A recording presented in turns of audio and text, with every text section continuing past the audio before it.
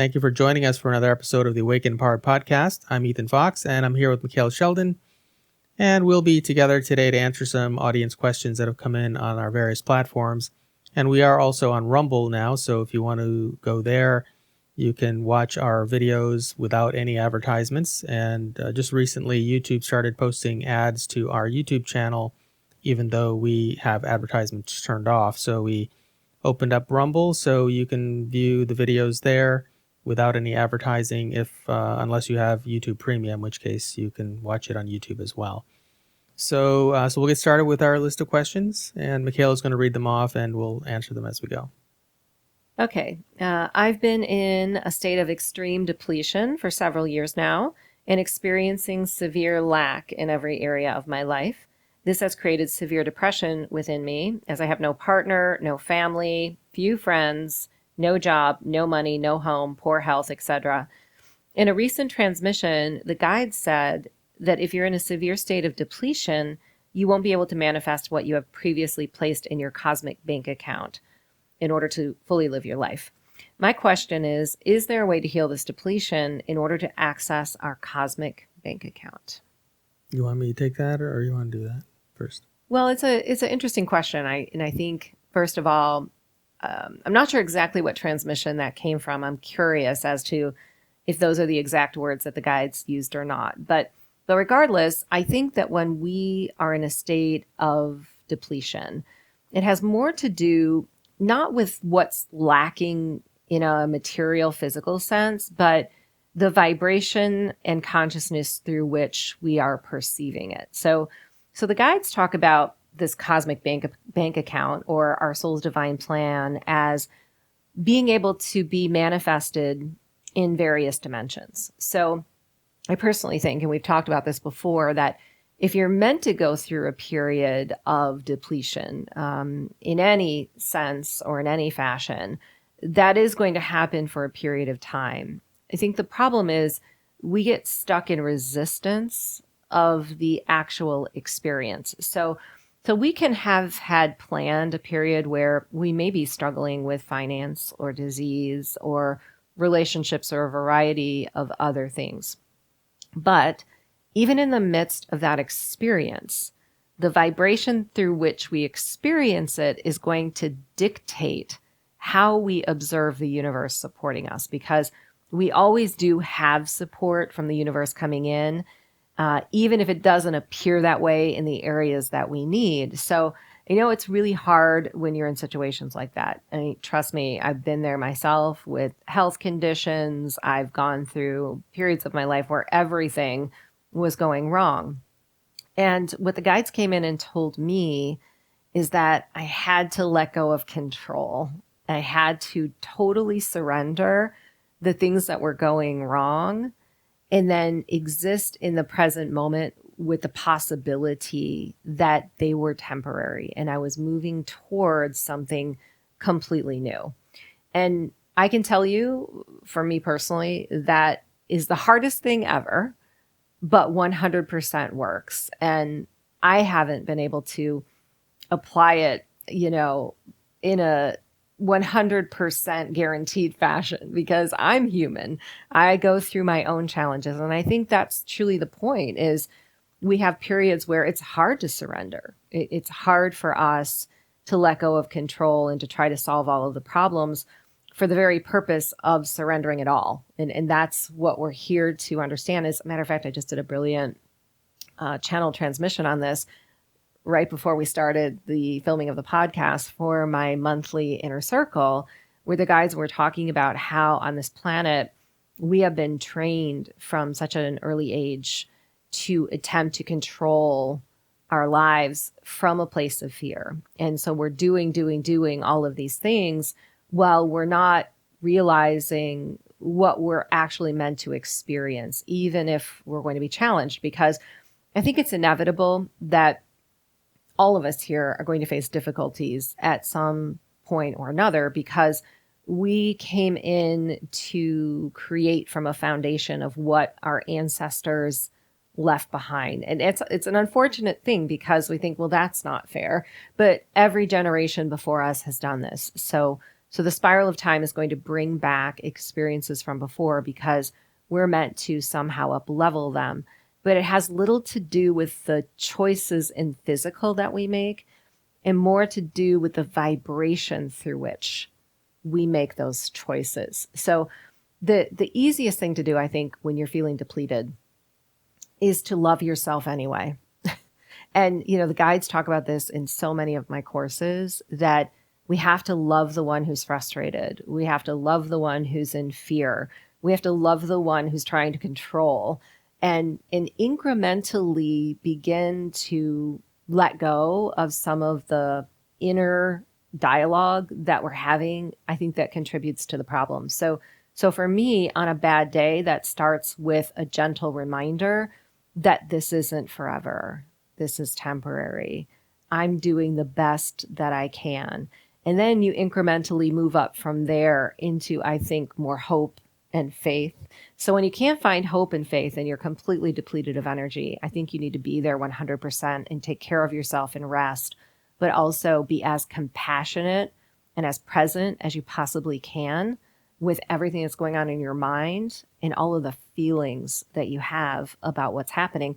And it's not to say we should negate them. We've talked about this too in the podcast. Ignoring the problem, I don't think necessarily serves us. At the same time, we get to play in our lives with questioning the problem. And that's another conscious trick that the guides offer is, we question a lot on a daily basis. Well, what if this never happens? What if I never heal? And we have to turn those questions around into our favor. Well, what if tomorrow this could totally change? So consciousness allows us to play with perspective, and perspective is our best friend when it comes to accessing what's in our cosmic bank account, because it's always flowing. The problem is we're often missing the gifts because we're so far out into the future trying to anticipate solving this problem, or in the past, looking at all the things we've missed out on that everyone else is doing, that the synchronicity of the universe, the message of the universe isn't available to us. So I think that's what we're going for. And so there were relationship challenges, and can you read it again? Yeah, I mean, it's just a really rough time. No partner, no family, few friends, no job, no money, no home, poor health, all of it. All right. Well, I think there are several ways to look at this. First of all, and I've been in periods like that in my life numerous times in the past, so I understand what it's like. And also having studied astrology and numerology during those times and being able to observe those things in my cycles. So sometimes experiences like that are meant to happen during periods of time because it's a journey that we chose to grow through and to evolve through.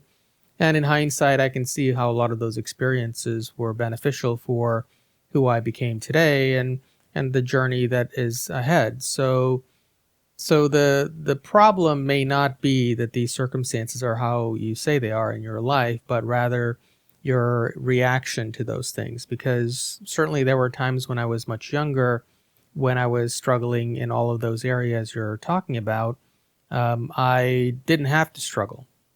If I had been able to have the ability to look forward in my life and see that where all of this was taking me and what the purpose was for those life experiences, I might have had a bit more peace and calm about those things, knowing that everything will work out in the end anyway.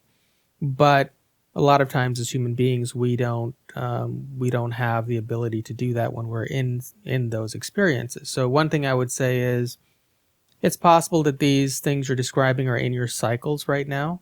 And if they are, they're just an experience that needs to happen and needs to pass. So what you can change is your reaction to them, your interpretation of them. And so we've talked about many tools in this in our various shows that you can use. For example, first to connect with your divine blueprint, or I think that's the word they use, right? What we've used before. So to connect with that, you can use tools like simply putting Flower of Life on your wall, or the Metatron's Cube, or the Sri Yantra, for example, are different ways you can do that. Using the 369 in some way, which could be in those ways, or it could even be changing your name to something that's a 369, would also help to create more harmony and to bring those potentials that you put in your divine blueprint into manifestation sooner, or rather, without the obstacles in the way. There are plenty of other things you can do. For example, Kundalini exercises, which certainly you can do by yourself. So first, I think there's two things that need to happen here. And having walked the path that you're describing and being where I am now, I can see where I could have done those things when I was younger, but I didn't know then about these kinds of things, or these ideas were not ideas that I was exposed to this degree back when I was at those ages.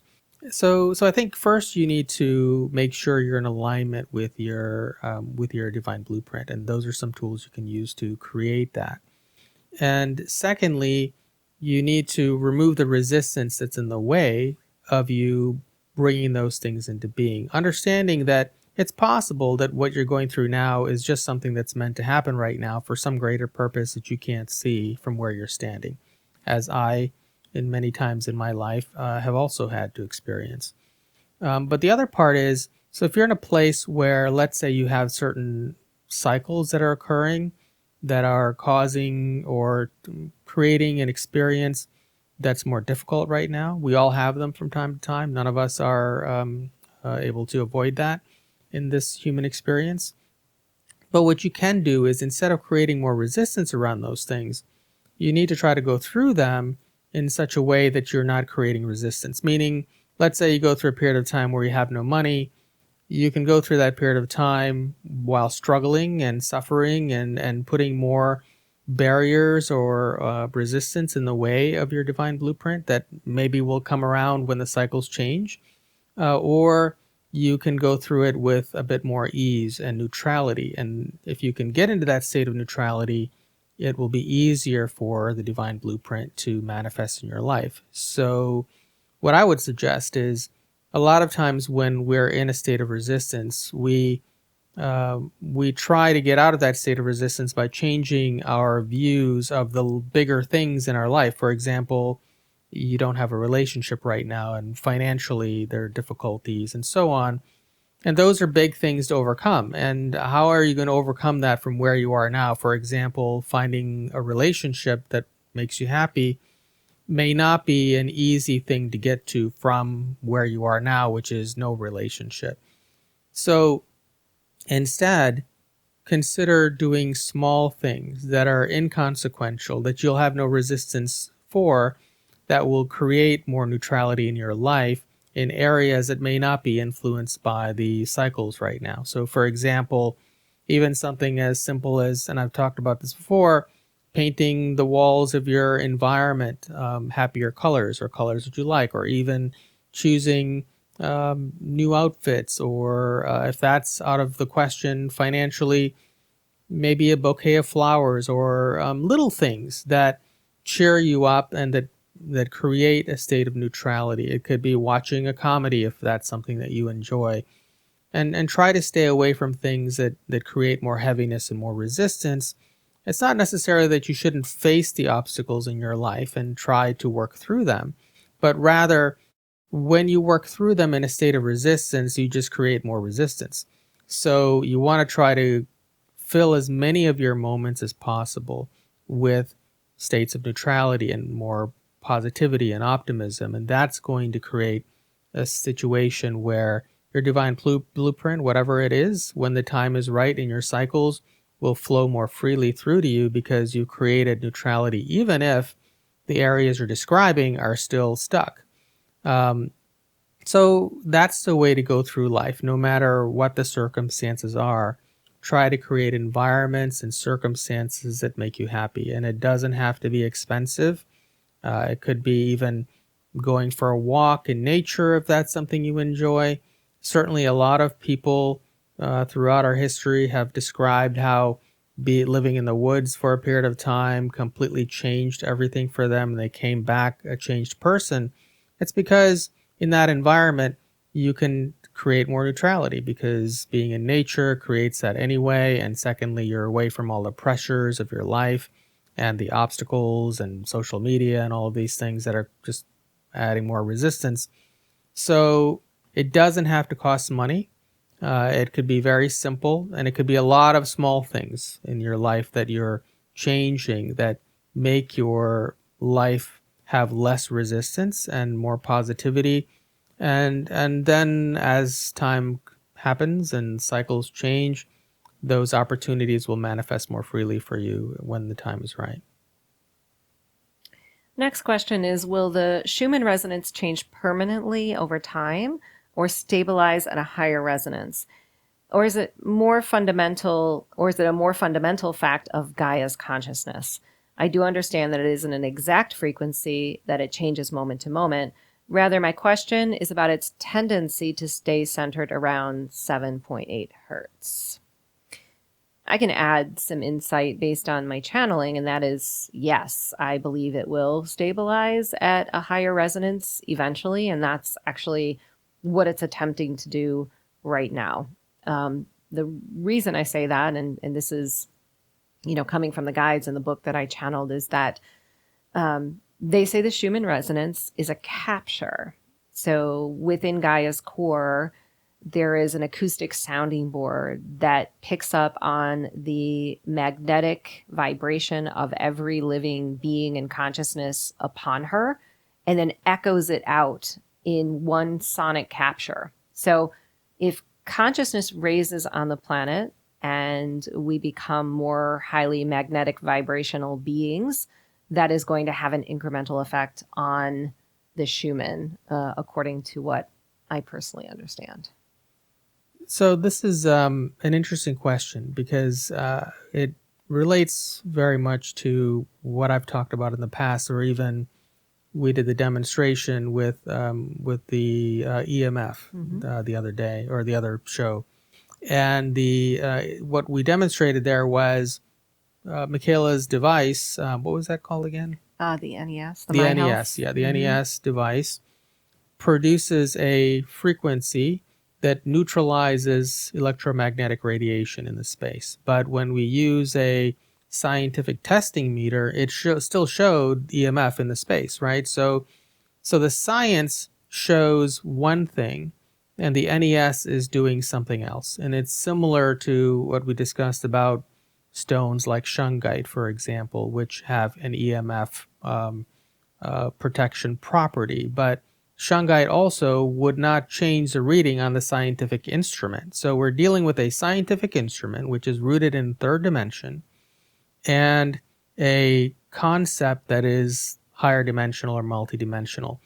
The shungite or the NES may be working at a higher dimensional level, and as such, it's creating a frequency that's wrapping your environment in a different frequency such that EMF may not affect you. But even still, while that's happening, the scientific instrument still shows us that there's radiation in the room. There's still Bluetooth, there's still Wi-Fi, and whatever else. So that's what we need to distinguish here, because in the spiritual space, we tend to mix our spiritual ideas and higher dimensional concepts in with scientific ideas, and they don't really fit together so perfectly as a puzzle. And unless we understand the distinctions and try to combine them in a way that makes sense. So that having been said, we're dealing with the Schumann frequency, which is something that's being measured by scientific instruments. So there are magnetometers around the world that are measuring the magnetic field of the Earth and the frequencies. And actually, there's more than one Schumann frequency, but they all correlate closely with our body, for example. For example, there are Schumann frequencies that align with the heart frequencies or brain waves and so on. And so it's not one frequency if we're dealing with a scientific measurement of the instruments that are measuring this, where it's actually showing multiple frequencies, and all the frequencies correlate naturally with our body's natural rhythms. So if we were to base it on that, that would mean that if the Schumann frequencies increase, then our heart rates would have to also increase, and our brainwave patterns would also have to increase. And at the moment, they are all synchronized as a Schumann because we are part of the Earth and so on. So we have to look at that instrument and say, well, the instrument is measuring one thing, and it's measuring certain scientific properties that we can also measure in our physiology and also the physiology of all of life on Earth, and see that those patterns and frequencies still exist there. And then we're dealing with the Schumann frequencies as we're discussing in this multidimensional concept. And in that sense, we may be discussing something different. It may be related to the Schumann frequency, or it's very possible that maybe over the long term, that Schumann frequency that's being measured in the scientific instruments will actually increase, and as a result, our brainwave patterns and our heart rate will also increase in conjunction with that. But in the short term, for example, over the last several years, as we've seen the Schumann measurements going all over the place and all kinds of weird anomalies occurring, I'm sure at some of those times our heart rates also increased and brainwave patterns, as you would expect. Even during solar radiation, you would see a change in the magnetometers on the planet. So there are probably some times when the Schumann shows a dramatic change, and we may also notice that people's heart rates are also changed, or their brainwave patterns may also be changing. But then it always settles back down to the same Schumann frequency afterwards. So there is no permanent change in the scientific instruments. So, but that having been said, there may be changes occurring on a multidimensional level in something that's related to the Schumann frequency that's not currently being measured scientifically. In a similar fashion, we don't really have, other than maybe aura photography, a good way to measure what a shungite crystal is doing or what the NES is doing in the space. We can take an aura photo of the person and we can see, okay, if we put the shungite here, it changes the aura, but we have no really good instrument that's showing us that difference yet, scientifically speaking. So I think the confusion here is, in the spiritual community, we've adopted the Schumann scientific measurement as part of our understanding. And as a result, I think there's some confusion as to what the scientific instruments are measuring and what Schumann frequency we're talking about in the spiritual context. So I'm not ruling out the possibility that the actual Schumann that's showing up on the instruments could increase over time, and as a result, our physiology may also reflect that increase. But I think it's possible that there may be an element of Schumann that we're unable to measure using the instruments that may be increasing, and that's what Micheila is talking about in her channeling and such. In the same way as we can't measure using instruments what a shungite is doing. So keep those things in mind. In our lifetimes, will the Schumann in the instruments increase dramatically, and as a result, our heartbeats also increase and our brainwave patterns increase? That seems unlikely if you consider what impact that would have on our physiology, but there's probably something happening there and maybe we need to channel on that to get more clarity in the future as to what it is the guides are referring to versus what's in the instruments, because the scientific instruments are showing something different. And that's why people in the scientific community think that those of us in the spiritual community are just crazy, because they're looking at the instruments and they're not seeing ascension to the fifth dimension. They don't see the changes in the instruments because they still look the same. Although there are anomalies, the frequencies never change. So I think that's something that we need to keep in mind, is there are two different things being measured here. One that's very third dimensional. And in the last Channel Revelation show, we talked about how people in the third dimension, the world is flat. And so they only see what's physical, and they only see what they can measure using physical instruments. And this is where we need to change how we look at the world. If we are moving toward a fifth dimension, and I imagine somebody asking a question like this is more of a fifth dimensional understanding. They don't see the world as flat, or they wouldn't even ask a question like this, because they would just be looking at the scientific instruments and it makes perfectly logical sense. But understand that you're trying to mix a third dimensional concept, which is the instruments that are measuring this third dimensional Schumann frequency, versus a fifth dimensional concept, which is not able to be measured on instruments. Partly because people in the third dimension made those instruments to measure things in the third dimension. They didn't create them to measure a change in our ascension or spiritual growth. Those instruments, if they exist, we don't know about them. So that's what we have to keep in mind is fifth dimensional concepts are looking at the world as having many aspects to it beyond the flat third dimension.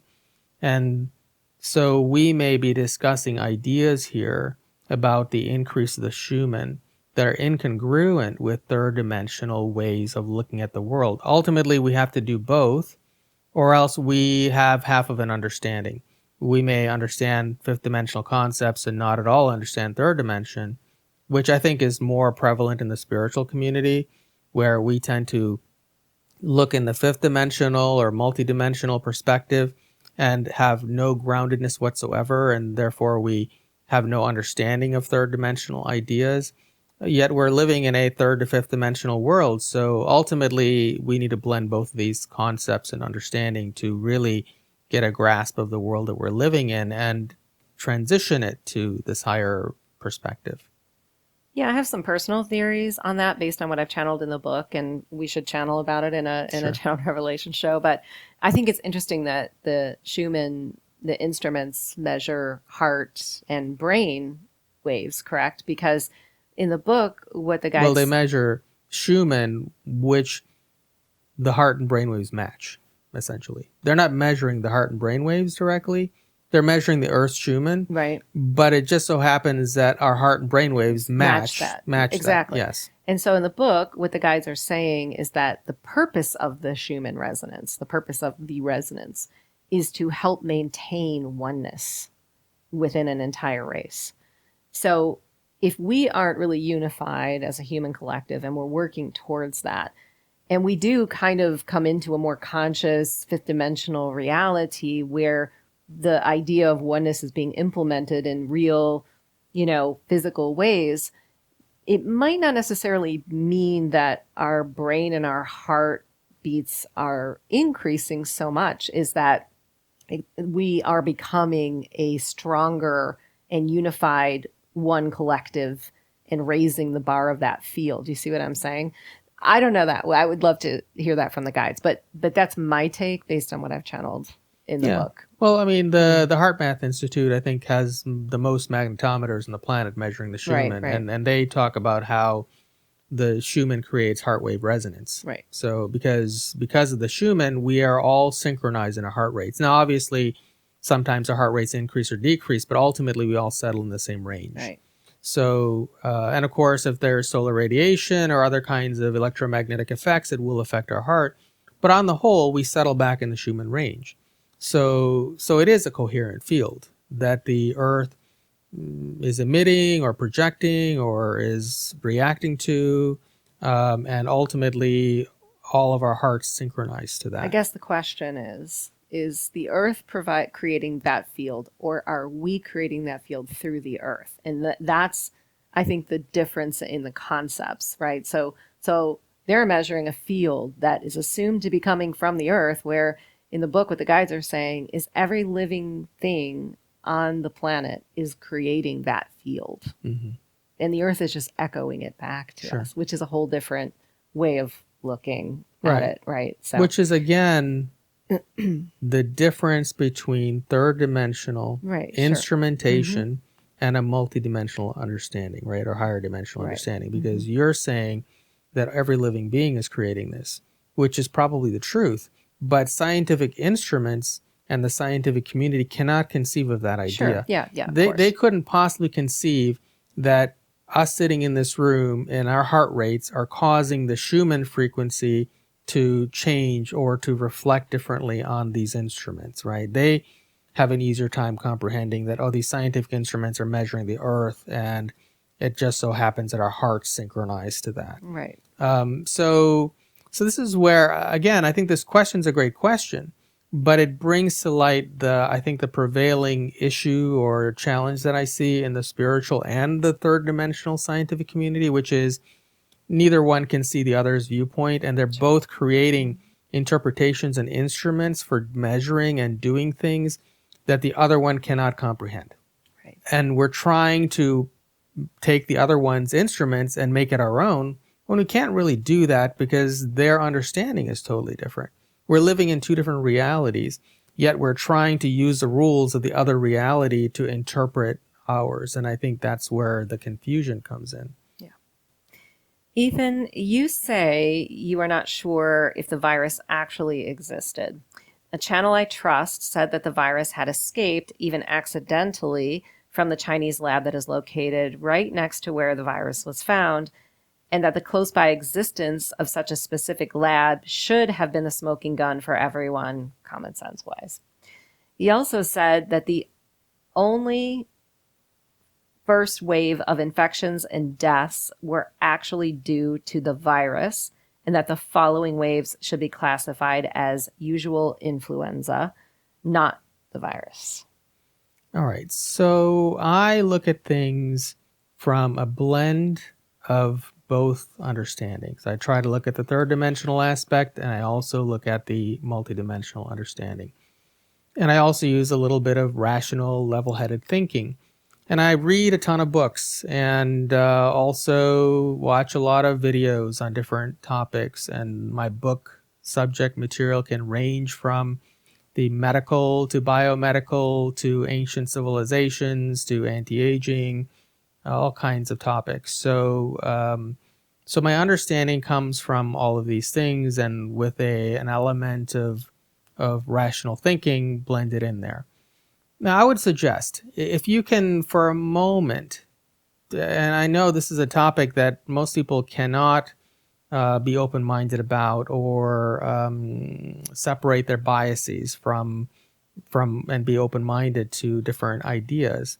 So everybody has to be wherever they are, and that's perfectly fine. But if you read the book, for example, Inventing the AIDS Virus and The Real Anthony Fauci is another book. If you read those books and you read them not from the author's perspective, because the authors are also biased because they believe in viruses. And of course, we've channeled at an earlier Channel Revelation show about how viruses don't exist. So let me set the context here, because when I say viruses don't exist, I mean that the concept of virus, which is something that's transmissible from person to person, does not exist. Now, I'm not saying that something didn't pop out of Wuhan that wasn't sprayed on all the people on the world who contracted some illness as a result of this toxin. Certainly, I think that is probably what occurred. But I don't think a virus, which is something that somebody caught that then was transmitted from person to person, ever happened. And I know this from all of the different research I've done. Now, I also have a book from the early 1900s that I went to great effort to get, which is written by a doctor who lived through the Spanish flu. And she, in her observations and research, came to the conclusion that the Spanish flu was actually being transmitted by the vaccine that was created for the Spanish flu and not actually any sort of flu. So if we take that and we consider the opinions of this person who we can't talk to today, but who wrote books about it and books that were actually banned, so I have to ask myself, well, why would a book like that be banned? So, this is all part of rational thinking, is to look at the different facts and the different opinions and ask intelligent questions like that about why would a book like that be banned? And then The Real Anthony Fauci, which goes through, I believe Robert F. Kennedy wrote that book, and goes through Fauci's career. And then Inventing the AIDS Virus. Now, the people who wrote these books are biased, of course, because they're a bit more mainstream, third dimensional. But if you read into what they're saying, the end conclusion that you have to come to is that there is no evidence that the AIDS virus that ever existed. That the evidence really points to that the virus was originated from mostly gay men who were using certain kinds of drugs, and in the end, the conclusion was it was a drug that was creating this virus that they said existed, which didn't exist. So at the end of the day, even though the person writing that book, who is an expert in that field, came to the conclusion that the virus, the HIV virus, actually didn't exist, but that it was being created by these drugs, he nonetheless held opinions about viruses existing anyway. But the conclusion ultimately is it was a toxin, which was the drugs that were being used that produced these symptoms that Anthony Fauci and the whole NIH and the pharmaceutical industry decided to turn into a virus scare in order to sell the vaccine, which then created more of the virus. So if we look at that situation, that virus never existed, other than it was a toxin. Spanish flu, another toxin. If we look at the current situation and the Wuhan virus, and if we look at Anthony Fauci's career, he has continually gone through inventing viruses and doing all kinds of inappropriate things in the medical field. And so if you consider the individuals who were behind a lot of the proliferation of these ideas the last few years and the scaring people, and now we have the data showing that the vaccine actually is creating more of a vulnerability in people's health. So I'm not saying that something wasn't invented at Wuhan, but if it was not a virus in the sense that something that's transmissible from person to person. Could a toxin have been invented there that was then sprayed on the people or administered through vaccines or through those things that were sticking in people's noses? Yes, I think that's very possible. So, you have to believe in whatever channel you believe in it, but at the end of the day, I take both sides and I consider the actual facts. Now, the other facts we've discussed before, which are hospitals were supposed to be full to the brim. We drove around our hospitals in our area and parking lots were empty. A lot of hospitals were going out of business. There were incentives for them to find people as testing positive because they made more money. All the dissenting voices of physicians around the world who were speaking out against this were censored. There's no reason to do that. If there was a genuine virus, then there wouldn't be so many medical professionals around the world speaking out against the different things that were going on then, the lockdowns and the vaccines and so on. And now we're seeing on the other side the results of all of that. So I look at the big picture and I look at the facts that I can see and touch. And I read books from experts and watch videos from experts. And from that, the conclusion that I can draw at the end is there was nothing that was transmissible. And also, if it was transmissible, I should have caught it. Micheila should have caught it. We didn't follow any of the rules. We didn't lock down. I was still doing whatever I was doing normally. We stopped doing events after a while because the venues got difficult to work with. But we were still doing events right in the middle of the beginning of all this that was going on in 2020. So if anyone should have come down with this virus, it should have been us. But we didn't. So, same thing with Barb. Barb also was doing events with us. And Barb is older than us too. So she was in the more vulnerable crowd in theory. So, I think at the end of the day, we have to look at the reality and pay attention to what's going on around us when we're hearing propagandistic messages, because this decade especially, organizations like World Health Organization and the CDC and the NIH and so on, they use propaganda heavily to push forth these ideas and to push forth these narratives. And the Wuhan narrative might have been a narrative just simply to validate that the virus actually exists. Whether it escaped from Wuhan or not is irrelevant. The point is that it still creates a fear among the people that there's something to be afraid of and it came out of China. Whether that's true or not doesn't matter. I still, based on everything that I just said, still believe that viruses don't exist because it isn't possible for people to catch something from each other. from something like a virus. Now, is it possible that this was sprayed on all of us in the various developing countries or developed countries around the world? Yeah, I think so. I think that's certainly been true here. And also another factor is, as you mentioned, the flu. Yeah, the flu mysteriously disappeared over the last couple of years. Nobody had the flu because they all had this new virus. But where did the flu go? So there are a lot of questions that I asked that don't make sense if there was a real virus. And plus, I've spoken to doctors and other professionals over the last few years as well who have done research into these spaces. And at the end of the day, I still hold to the same conclusion. And keep in mind that we're going to have many more quote unquote viruses coming out in this decade. And the same ideas are going to be pushed that we have to get vaccinated, and it may have escaped from some other lab somewhere else. But observe around you what's actually happening and read books and follow the actual experts, the ones that are being censored, because that's probably where the truth is. And ultimately, you won't know what that truth is unless you consider all sides and use your five senses to observe what's happening in the world and people around you, and then draw a conclusion.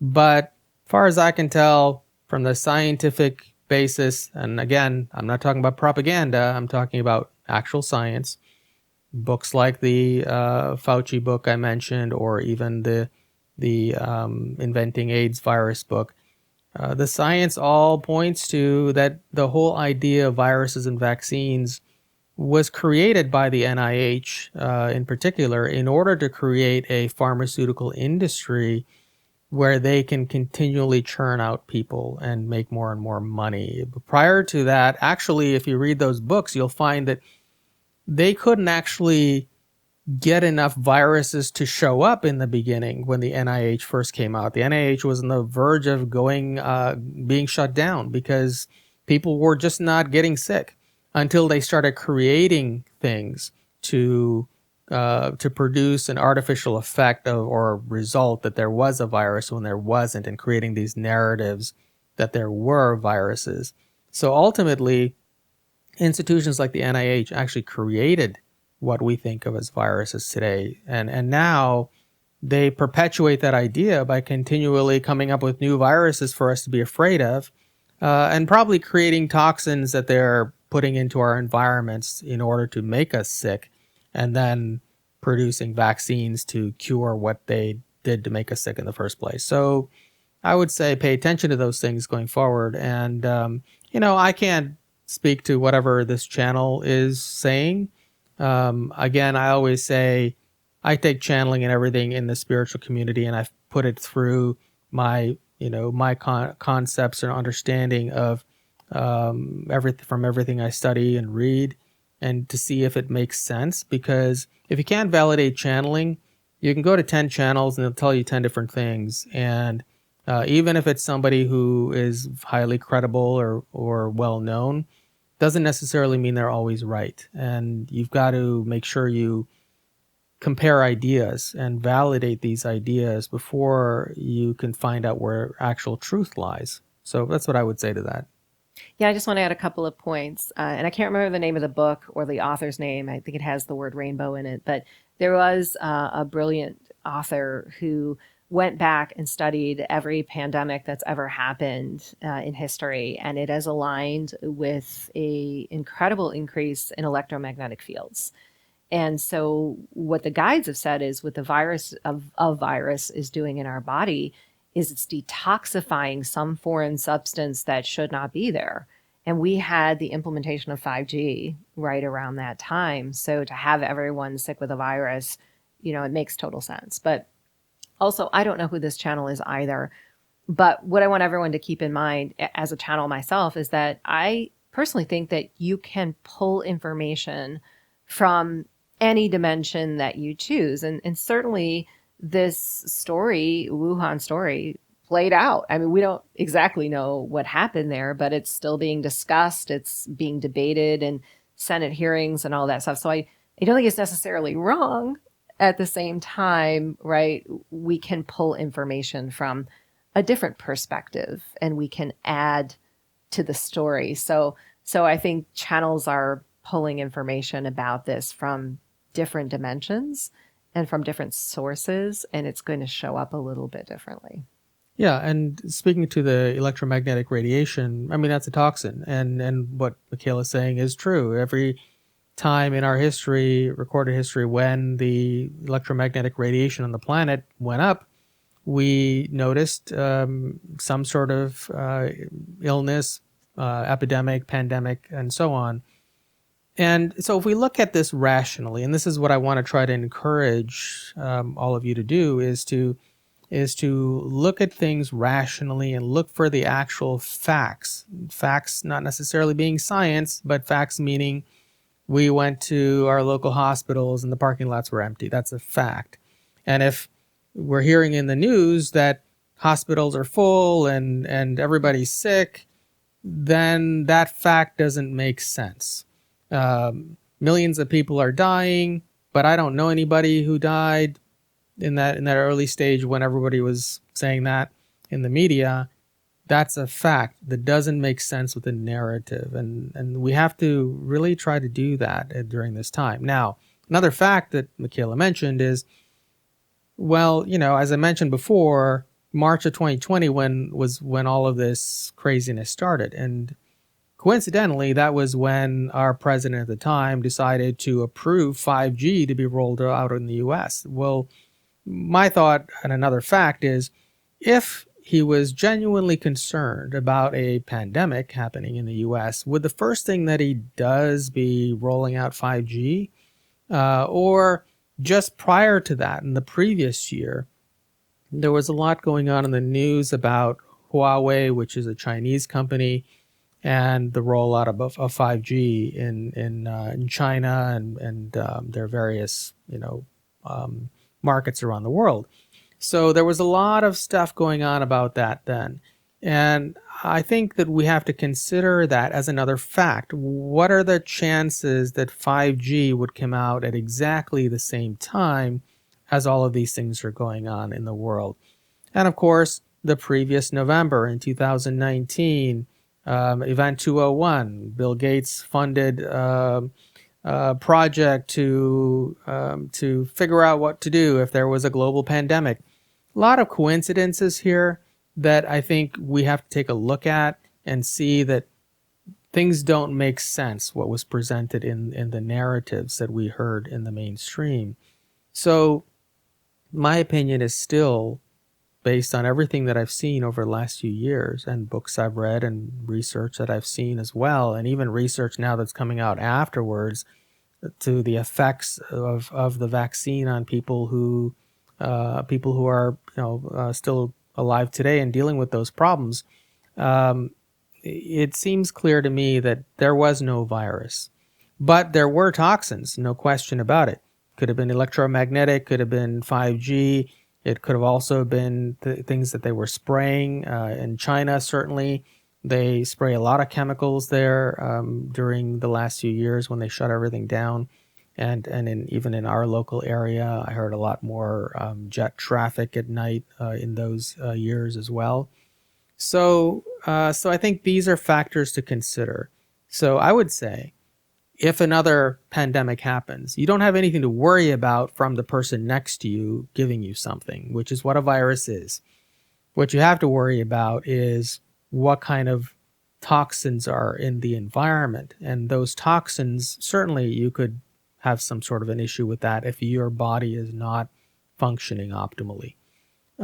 So they may spray something in the environment. They may put it in the food or the water supply, or could be electromagnetic. And of course, the last few years also, coincidentally, is when we launched thousands of satellites into space from SpaceX or I think Blue Origin for Amazon as well, that are also emitting an immense amount of radiation. So the radiation level on our planet dramatically increased over the last few years. And it all started in 2020 and 2019 time period. So coincidence? We could say that, maybe we could say it has nothing to do with it. But again, it's another fact that you can't ignore based on the fact that in the past, when radiation increased, we also had epidemics and pandemics. So I would say that those are the details I would consider when evaluating what happened in the last few years and also what's coming in the next few years, because certainly we've not seen the end of the whole pandemic virus narrative. They're going to keep doing that until people just stop complying in enough volumes to where they move on to the next thing. All right. Since we're on this topic, I'm going to pull up another question related to it. It says, Micheila, you mentioned a difficult energetic experience when meeting relatives who had decided to get injected with the vaccine. The question is, how can we all protect ourselves against these negative emanations, even if we're not as sensitive as you are and thus may not feel them consciously? It would be interesting to know, for example, how you react to those negative energies when you first meet some relatives while wearing a shungite stone or a pendant. Do your guides have any solutions for us? Or is the only real way to not be negatively impacted to just avoid those who got injected? So I've done some channeling on this, and there's a lot of great information coming out, as we talked about in our last podcast. Natokinase combined with quercetin and curcumin has been shown to negatively impact the spike protein. So if you are someone who had gotten vaccinated or had the quote unquote virus and are concerned that it's still wreaking havoc on your body, that's a pretty simple combination of supplements to put together. I don't think you can take the natto unless you're ingesting it as a food in the supplement form for long term. The other two, I take those every day. So I think that that's, perfect to stay on. You're staying on anti-inflammatory types of supplements, those that create a more resilient physical body. We do that anyway. But interestingly enough, I did do some channeling on this recently because I was interested myself, and I've been getting bits and pieces of information throughout, this entire situation. But the way the guides put it was kind of cool. So imagine your biofield, your auric field. We always think of this as the barrier or the protection between us and another. And certainly that is a very important area for us to focus on. So expanding your biofield or your aura, strengthening your energy field is going to be your first line of defense, because everything material is also energetic. But what the guide showed me is that inside of our body, in our organ systems and our, bodily different functions, we have these protective layers in all of our vital areas. So the lungs, for example, they showed me there's supposed to be this really nourishing kind of thick mucus layer that protects the lungs that are very sensitive from toxins. Our gut, which is primary in terms of our immune system, our hormones, our health, has that really rich, nourishing barrier of microorganisms that keeps it strong and safe. We have cell walls, and a lot of us have very broken cell walls because of the toxicity of our environment. But these are the areas that we want to strengthen and build up so that we don't have to think about avoiding people, because I don't necessarily think that that's practical. We can't just, in fear, seclude ourselves from the world and our families and going to the grocery store and all of the, other things that we love. So what we're going for in this environment, and quite honestly, what I think the purpose of this time, this pandemic period on planet Earth is to start perceiving our bodies as spiritual vehicles. So if we want to maintain our health during a period where everything is against us, in terms of shedding, negative frequencies, toxins being sprayed in the air, we have to work from the inside out. And we have to consider both sides. We have to strengthen the physical and strengthen the vibrational. And with that, there's no one way for me to tell everyone to do this, because I think we all have our weak areas, and we need to identify those. Even in the situation of the gut, we are all gut compromised today.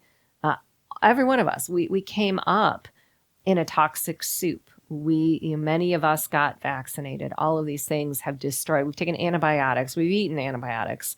All of these things have destroyed our gut wall, and in simply repairing that, I think, is the first step. Now, everyone has different situations going on with fungus, parasites.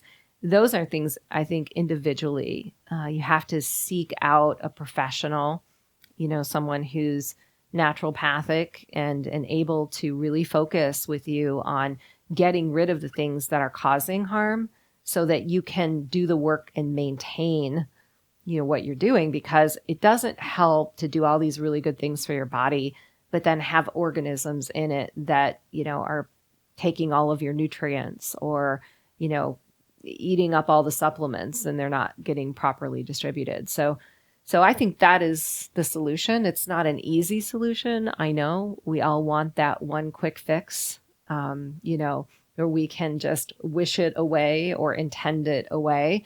But I don't personally think that exists. I think we're all here contributing to a higher manifestation of the physical body in future generations. And that is through every single choice that we make, through the dedication of our spiritual practice, how we eat, what we include in our lives. That all matters. So, I want to mention also one of the supplements that was banned over the last few years. You want to pay attention to things that are banned, because things that are banned because the pharmaceutical industry or the government doesn't want people to overcome these challenges unless you go through the circles that they want you to go through, such as getting vaccinated. But N-acetylcysteine was one of the supplements that was banned over the last few years, which is a supplement that was being used safely for I think a couple of decades up at that point. So there's no reason to ban it, especially during that time. So that makes you question me with my rational mind. I ask myself, why would something like that be banned at that time in particular? And now it's since been unbanned. Again, why has it been unbanned all of a sudden after the whole everybody was vaccinated, they thought was going to get vaccinated, right? And so I would suggest that you look into that. Now, in particular, now there's a newer product on the market now called NACET, which is N-acetylcysteine ethyl ester, which is even more bioavailable than the original NAC. Now, when you're looking for these products, make sure that if it's NACET, it does smell very bad. So that's how you know it's the right product, because it tends to have a sulfury sort of smell, whereas NAC is not quite so bad smelling. But there are some products I've seen in the market that don't have an odor, which usually is a sign that it might not be a very effective form of NACET.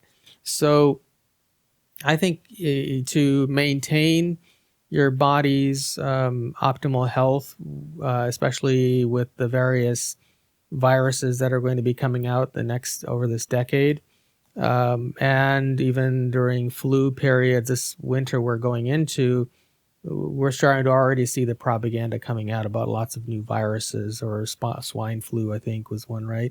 And other things that are coming out that they're going to try to turn into a big thing that everybody's afraid of as well. So to your family members who may already be prone to, and of course, as we discussed, third dimensional individuals who are operating the third dimension can only see what is flat. They can't consider these big picture ideas. Nothing wrong with that. It's just where they are in their experience. And so you can't convince them otherwise. And if they already believe in the pharmaceutical medical industry, they're probably going to get the next vaccine and the next vaccine and the next vaccine. And so this is an ongoing challenge that you're going to have to deal with. And something like NACET may help to prevent yourself from being susceptible to these toxins, or even during the winter times, if it's less sunny where you are, you're more prone to illness anyway.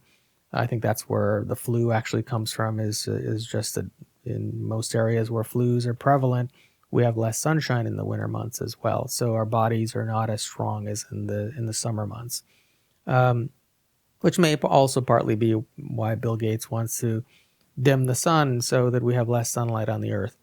So these are the things that I would consider using different supplements to enhance your vitality and to enhance your ability to overcome these things. And it's very possible that NAC and NASET will be banned again if we ever have another quote unquote virus breakout again, because these are also going to be supplements that people again try to use to get through that time.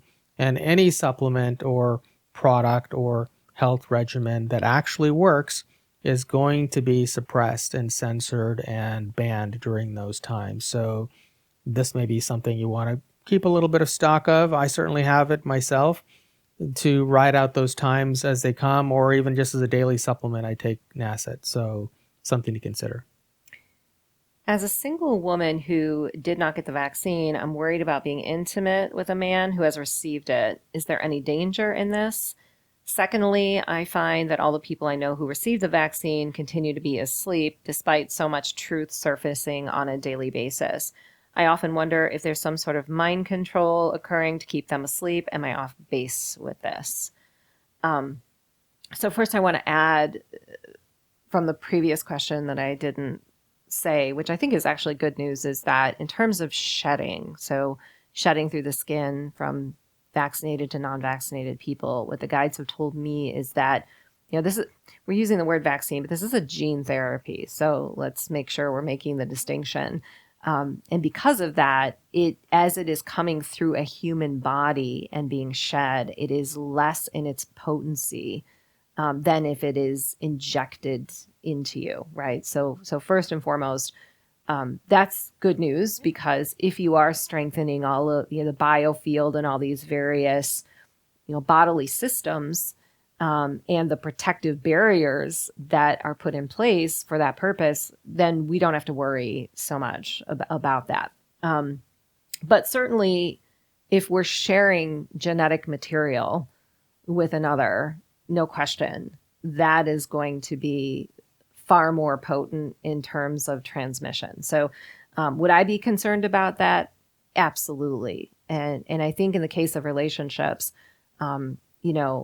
this split of timelines is showing up in a really big way. At least that's been my experience in doing a lot of client sessions with people like you and others who watch the show, who are on one side of the fence or another. And it just is that way right now, that we have people who are going one direction and people who are going another. And that's okay. The bottom line is we're really revealing all of the things in our lives that no longer match the truth of who we are. So sometimes that's going to require us to ask the really hard questions. When we're going into new relationships, and how do we trust, right, that partner is going to be upfront and honest with us, as well as dealing with some of the relationships that we've had before where, these decisions, were not made on the same level or from the same level of consciousness. And I think that's a really difficult scenario to be in, yet purposeful in many respects, because we are all here designing our lives to the solution. And personally, I think relationships have to upgrade with us on the planet, just like our physical bodies do, just like every other system and structure that is unstable right now. All of that is being called to come together in a better way. As far as being a quote unquote asleep. So I look at this like any other toxin that we put in the body. That is its purpose. So whether it's GMO food, fluoride in the water, vaccines, chemicals that are being sprayed in the air, their purpose is to create distortion and lower our consciousness. And that may be why a great many truths are coming to the surface, but some people still cannot see those truths. We did an excellent channeling on this that you just referenced in the Channeled Revelation shows, where the guides were talking about the difference between dimension, vibration, and density. And it's really like speaking a completely different language.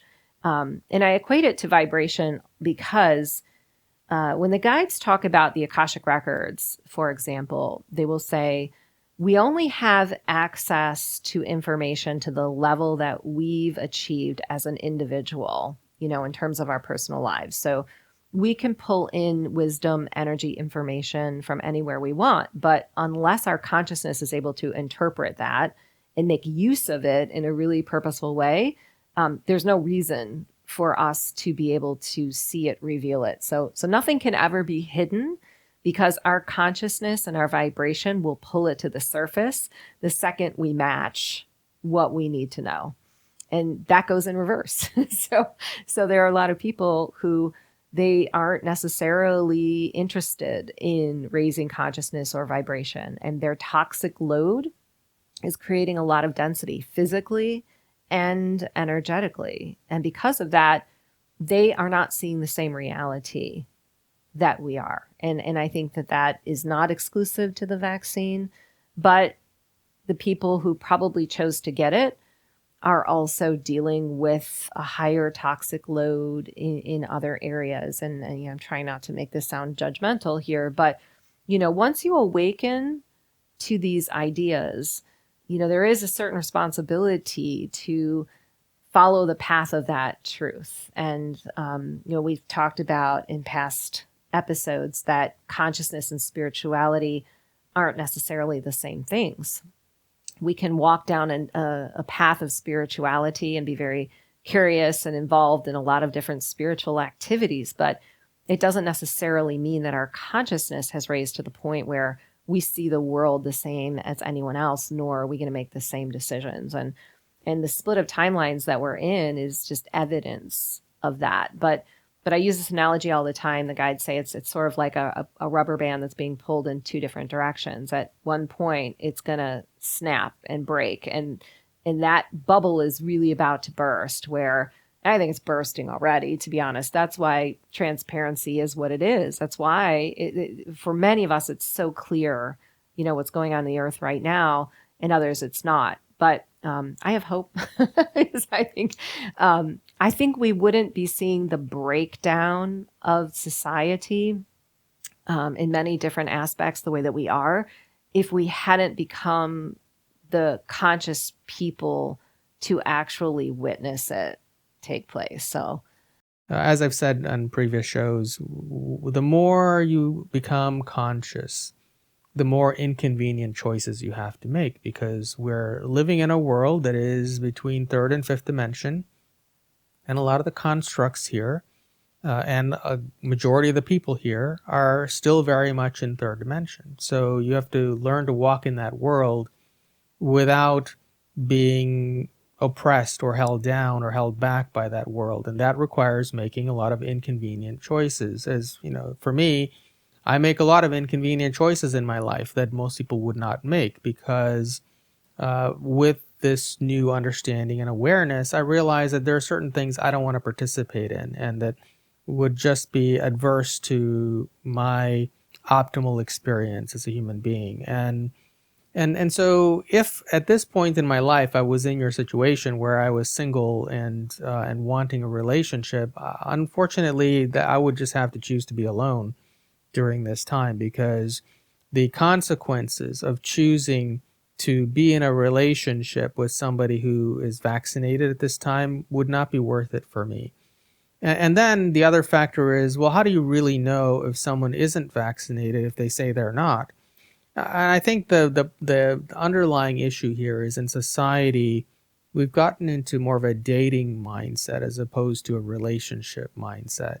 And in a relationship mindset, you would get to know the person for a period of time before you get into an intimate relationship with them. And at that point, you should have the trust and faith to know whether or not they've been vaccinated, and then can be in a long-term relationship. And if I was in that situation today, then I would have to do that. And I would absolutely do that, because it's an inconvenient choice, but it's a choice that I would have to make, because the consequences of following the mainstream would not be worth it for me, as in many other areas of my life. So I think that's worth considering. The other factor too is, if you follow all the things that we've been talking about on these various shows, which is using the 369 and so on to make a stronger connection to the universe and to your divine blueprint, then you'll know that if the right relationship is meant for you at a particular time, it's going to come anyway. You don't have to look for it.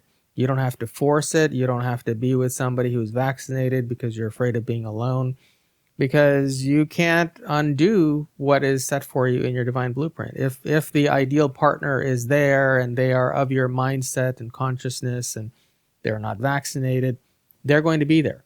And they're going to be there at the right time. And dating to try to find that person in the interim isn't going to speed up the process of finding that person. You're just going to go in circles until the time is right and the right person comes along. So I would say you can't screw that up. You can't miss out on the opportunity for the perfect relationship. And by trying to force it, by compromising your values and even your health and well-being, by being with anybody right now in the search for that ideal person is not going to benefit you in the long run.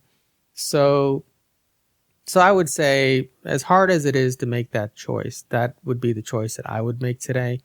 And in many areas of our lives, we're going to have to make inconvenient choices, and especially in this decade, because there are going to be more and more circumstances that are coming out that we'll have to deal with, and make inconvenient choices and step outside of the norm and the mainstream in order to live in a different way if we want to live in the most optimal way in terms of our health, well-being, and consciousness. Yeah, I want to add here, my health isn't always great. So I struggle, with my health. I know that I'm extremely vulnerable in that area. And I've had to make some really difficult choices and put boundaries in place in my own home with my own family, because I still live at home with an adult child who doesn't necessarily subscribe always to the same beliefs that I have, who is bringing friends and intimate partners into the home. And shedding is a real thing. And for me, any vulnerability I have in my health means that I need to make sure that I am in an environment that is not going to cause me trouble. So I've had to have really difficult conversations with family members and loved ones. And, I know that sounds like I'm taking it to an extreme, but that's how important it is for me to not be vaccinated. And for some people, it's extremely important to be. And I understand that that's their choice, but it is extremely important to me to not have this in my system, which means, beyond the difficult personal choices I have to make, I have to have difficult conversations with people that I love to ensure that I'm not coming into contact with things, and even then we're still not sure, but that's really what's been going on in my home. Okay, so we'll say last question perhaps for this episode. And we'll leave it on a positive note here. I'm a very spiritual person, and I've heard, seen, and felt things sometimes in my dreams and sometimes in my waking state. Can you share your thoughts on synchronicity, the Mandela effect, repeating numbers, etc.? Yes. So I think that once we get into a coherent field, we are guaranteed synchronicity because we operate on sacred geometry. In fact, we are made of that sacred geometry. And the problem is we fall out of what the guides call a coherent field, which is simply being in the present moment. So to meditate or have a mindfulness practice in this day and age is extremely important, especially because we have so much more access to universal energy. We have a lot more information coming to the planet.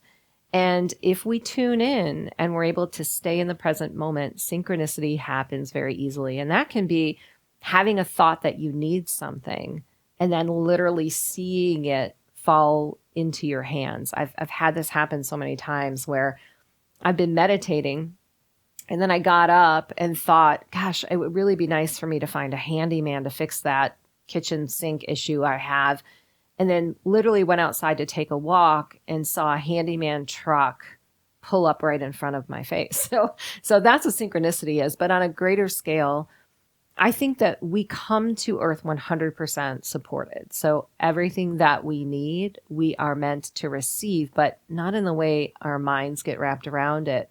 You know, we've been taught we're meant to have a certain amount of money or a certain kind of partner or a certain kind of life, but everything that we truly need to support our divine plan is provided for us. And there is an inherent language telepathically, you know, communication that's always going on within us and with the external world.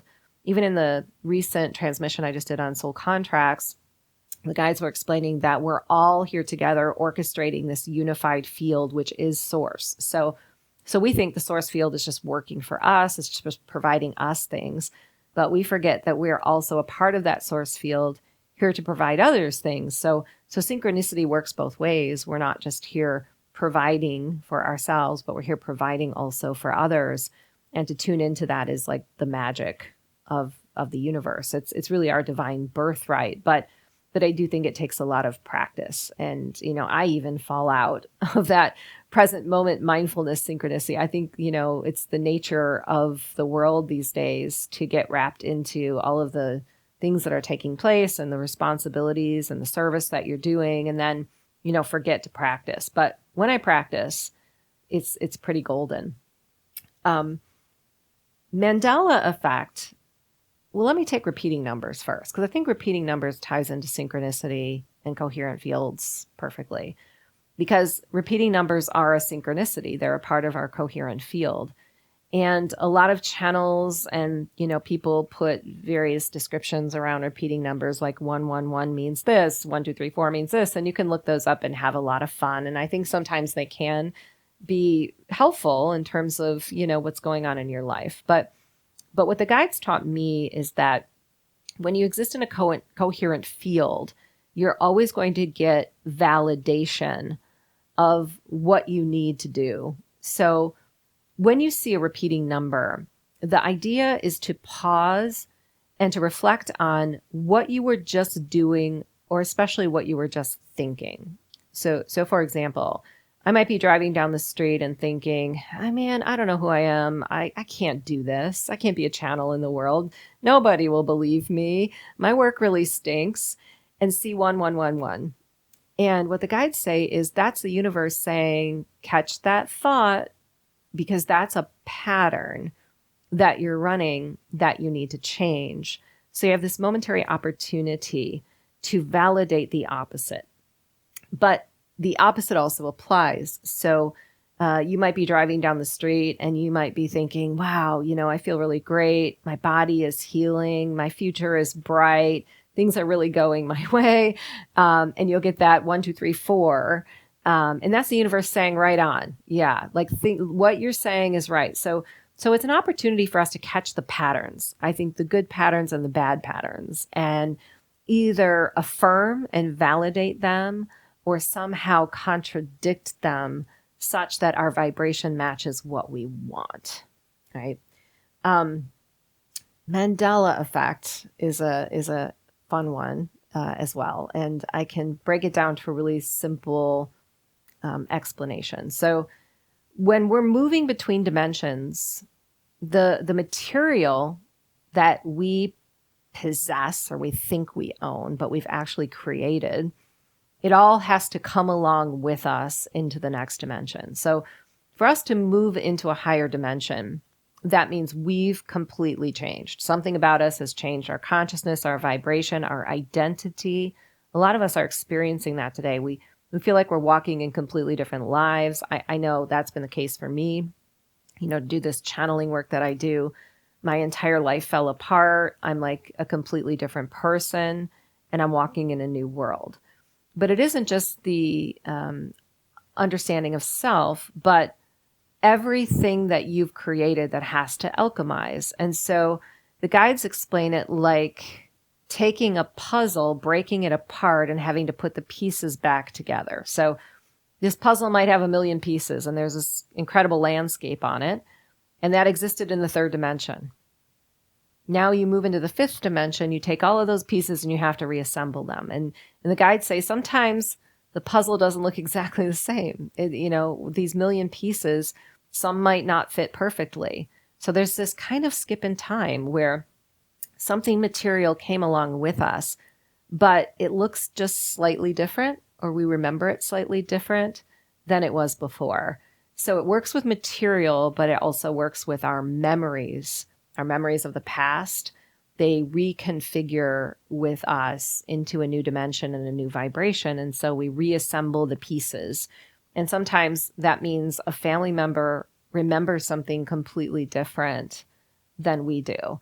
And that's really happening on a mass scale. And we can see perfect examples of it with movies and, books and things like this, where there's been a slight shift in the title and we think, are we going crazy? And what the guides say is no, that is material that's moving into a new dimension, or you are interpreting it through the dimension that you've arrived in that is different than the one you were in before. I just want to touch on the synchronicity aspect of it, because I want to reframe the idea and sort of articulate that everything is synchronicity. So everything in the universe is always in synchronicity. So what we call synchronicity is actually not something that occurs every once in a while. It's always occurring, but because of the level of density and or resistance that we have at a particular time, we don't notice synchronicity. So the moments that we do notice synchronicity is when our resistance just happens to drop low enough to where we start noticing the patterns that exist. But in my experience, I notice that things are always synchronous. And now, if you can get into that state where your density level is lower and your resistance is less, you will also notice that you're thinking about things and they naturally flow in that way that you're thinking. Or rather, even ideas like the law of attraction, for example. If law of attraction, in its sense that it's been taught for the past several decades, is accurate, then it means that you can create something that isn't part of natural synchronicity. Whereas if everything is always set in motion and your divine blueprint will bring the right things into your experience at the appropriate times, and law of attraction shouldn't be able to deviate you from that path. So ultimately, if you get into a state of non-resistance, you'll find that instead of wanting to attract something that doesn't currently exist, you'll start wanting the things that are already coming anyway, and you'll want them at the right times when you're supposed to want them. Meaning, you may suddenly have the urge to do something in particular, like let's say going to a particular social event. You'll feel the intense desire to go, and it just so happens that that's where you meet your relationship partner or something. So it's a matter of managing and reducing the density and resistance that you have. And when you do that, you'll find that you naturally flow with the patterns of the universe and the synchronicity that's always been there. And then you'll start to notice more and more synchronicity until eventually you're just flowing with the natural tides and rhythms of your life that you chose to have. And everything becomes synchronicity and you become synchronicity. So, the idea that we've been discussing for decades now about synchronicity is really not a random thing, is really what I want to point out. And that we need to sort of move to the idea that it's always been like that. And maybe we could notice more often when that's the case in our lives. I think that's a good place to wrap up today. Thank you for joining us for another episode of the Awake and Empowered podcast. You can find us on a variety of platforms: Spotify, Apple, Google, Rumble, and we'll see you next week with a new episode of Channeled Revelations.